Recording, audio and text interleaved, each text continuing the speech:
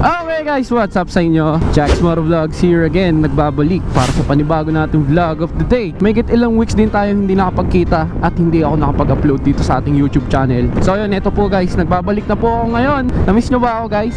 So pag-usapan natin yung mga nangyari sa mga weeks na hindi ako nag-upload. Nagkaroon po ng magagandang bagay at pangyayari dun sa past week na hindi ko pag-upload. Eto na nga, no, mabalik tayo. May kumontak po sa akin na isang tao at kami may pinagkasunduan. May pinahatid siyang package sa bahay namin. Sino ba naman ako, 'di ba, para tumanggi? At sino ba naman ako para padala ng ganung package? Sobrang nakakagulat guys kasi isa sila sa nagtiwala sa akin. Hindi ko na ba tatagalin pa? Last week guys, eto, sinasakyan na natin yung natanggap ko. So hindi po ito bigay isa lang po itong pahiram ni Honda Philippines para sa atin. So ito, sinasakyan na natin si Berto. Ayan, ang pangalan niya, Berto, the Honda Beat Fashion Sport 2021. So last week, the first week of September, dumating siya sa bahay namin and hinatid pala siya sa bahay namin. Motor, hahatiran ka sa bahay. Sobrang nakakatuwa yun. So ito po yung pinakamalaking package na na-receive ko sa buong buhay ko. Ito po yung pinakamalupit kasi motor po yung aking natanggap. Again, it's the Honda Beat Fashion Sport 2021. So gagamitin natin siya sa mga ride natin ng mga malalayo and bibigyan natin siya ng mga suggestions and review.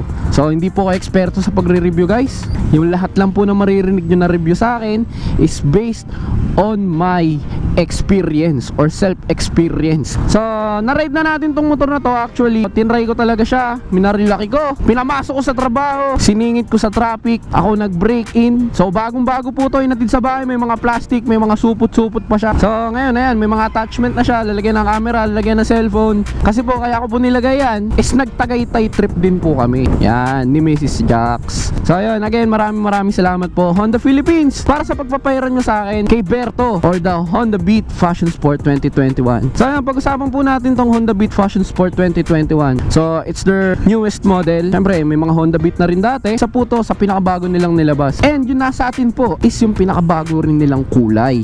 Yan. So ang kulay niya is Ice Lemon Yellow. Kung di ako nagkakamali, Ice Lemon Yellow. Kita nyo naman, di ba? Kahit nakapikit ka, makikita mo. Samahan nyo ako sa magiging review ko dito para sa motor na to. This vlog or this video will be a initial review. Initial, paunang banat kung tinatawag, of the Honda Beat Fashion Sport 2021. So guys, stay tuned lang kayo dyan sa mga mangyayari. I'll keep you guys updated for more. Diyan muna kayo. Okay guys, so ayun, eto na, nandito na tayo kasama si Berto, the Honda Beat Fashion Sport 2021. Sabi ko sa inyo, di ba, mabilis lang? So ito guys, eto na yung paunang banat natin or the initial review of the Honda Beat Fashion Sport 2021. So ayun guys, eto agad, kitang-kita nyo naman, bagong-bago, makinis na makinis, Honda Beat Fashion Sport 2021. So ang ganda ng kulay. So ang kulay po nito ay yung lemon ice yellow na tinatawag. So ito po yung pinakabagong kulay ni Honda Beat ngayon. Maswerte tayo dahil pinadalan tayo ni Honda or pinadala ni Honda to para bigyan ng review and mabigyan natin ng mga insights natin, na experience, and syempre ma-ride natin kung saan-saan, 'di ba? So 'di ba, ang gwapo. Oh, ngayon ikot muna tayo. Tignan natin paikot. Yan. So, yung mga nakaraang Honda Beat natin, so ito yung pinaka-newest model nila. Napakagwapo, no? Simpleng-simple. Siyempre, let's start to the motor itself. Sobrang gwapo niya. Sobrang edgy looking talaga. Nakita nyo naman, diba, meron pa siyang mga sport looking attire eh. Kumbaga may baluti na tinatawag. And syempre guys, makikita nyo dito is ito. Yan. So PGMFI. So fuel injected na po siya. Expected nyo na matipid siya sa gas. Syempre yung kanyang decals, iba na dun sa mga nakaraang Beat na nilabas. Again, 2021 version po to. Ito po yung pinaka-latest. Hindi lang dito sa harap, mukhang sport looking talaga. Hanggang dito po sa may gilid natin. Yan. Kita nyo naman, may mga trims pa siyang ganito. And meron din siya dito yung PGMFI or fuel injection. Makikita mo, compact Sportmatic Beat. Kita nyo, hanggang dito, fairings niya, makikita nyo yung sport looking niya hanggang pagdating sa likod. Sobrang edgy, sobrang sharp kung tinatawag. Pati yung grab bar niya, may style din yung grab bar niya. And ang maganda dito sa grab bar, hindi siya yung basta-basta na grab bar na alloy, kundi meron din siyang balot na goma. And syempre, makikita nyo pagdating dito, so the engine itself or the ESP, Enhanced Smart Power ng Honda. So hindi lang sa Beat may ESP, meron din sa ibang model, pero ito yung kanilang technology or yung ESP na tinatawag. Makita nyo naman, sobrang kinis oh. Yan oh, yung lobo, kitang-kita mo yan oh. So nung pinadala po sa atin to, may mga plastic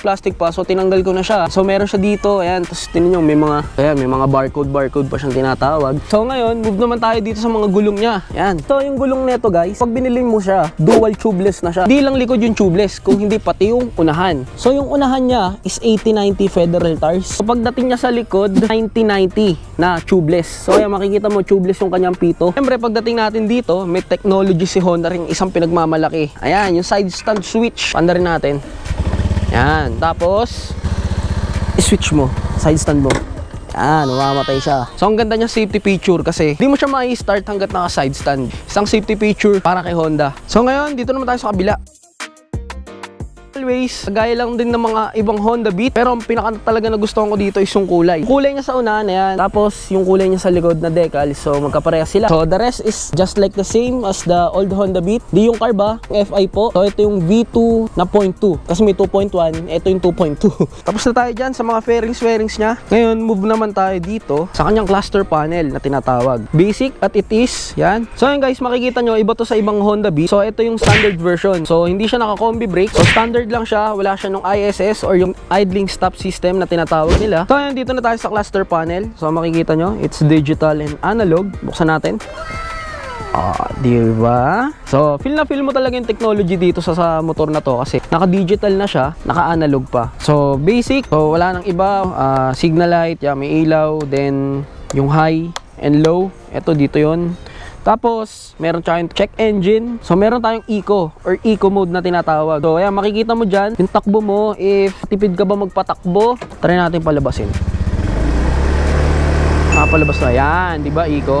Yan. So, hanggang 70 lang to eh, as my experience. So, pag naka half throttle or wala ka pa sa half, yan, naka-eco ka. So, matipid siya. Yan, tapos mamatay. Mamatay yung eco. Yan, patay na. Ngayon, patay na natin. Ito lang yung pinaka nawiwirdohan ako kasi syempre galing tayo sa ibang brand na motor. So, nakakalito para sa atin kasi dun sa iba, yung signal light nandito sa taas, yung busina nasa baba. So, ito baliktad. So, minsan nakakalito pero maganda naman yung mga switches niya. Malulutong naman. Maganda rin dito is meron siyang netong tinatawag na handbrake system. Yan.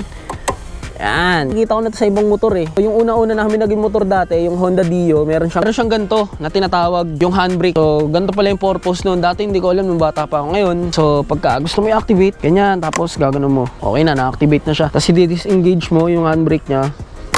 Yan, di ba? Simpleng-simple lang. And, the rest, it's the same as the Honda Beat version 2, 2.1. Ito na yung 2.2. So yun na nga guys, so, na-ride ko na to. So wala talaga akong masabi dito sa Honda Beat kasi ang ganda ng performance niya, lalo na sa fuel economy. Kasi sobrang tipid niya sa gas dahil FI na nga siya or fuel injected. Syempre sa performance niya, as a 110, wala na akong masabi sa kanya kasi power niya from mid to high, ang lakas. Kaso yun nga lang, sa top speed, medyo mabibitin ka kasi nakaprogram siya na hanggang 110 lang or 110 kph. Pagdating mo ng 110 kph, marireach mo na yung limiter na tinatawag. Ibang-iba na talaga ang technology ngayon. Wala na ako masabi kasi 'di ba nasa carb type tayo. Tapos ngayon pinahiram tayo ng FI. Sobrang smooth ng performance niya. Ang smooth talaga. Hindi siya nakakabitin. So, syempre marirecommend ko to sa mga beginners sa motor, sa mga maghahanap buhay natin, mga Grab driver, angkas driver, kahit ano, you name it. Basta panghanap buhay guys, pasok din to. And syempre kung daily commuter, sobrang pasok din to. Sobrang tipid sa gas. Malaki yung matitipid mo sa pamasahe. Ito na yung initial review natin para kay Berto or the Honda Beat Fashion Sport 2021. Again, maraming salamat Honda Philippines para sa pagpapahiram kay Berto. So ito na nga yung paunang bonnet natin. Hope na nag-enjoy kayo sa vlog na to. So sa next vlog natin, pupunta naman tayo sa mga technical review or yung pinaka deep inside na review natin na gagawin sa kanya. And the rest, yung mga ride natin na ilalabas natin para kay Berto. So ito na muna ngayon guys.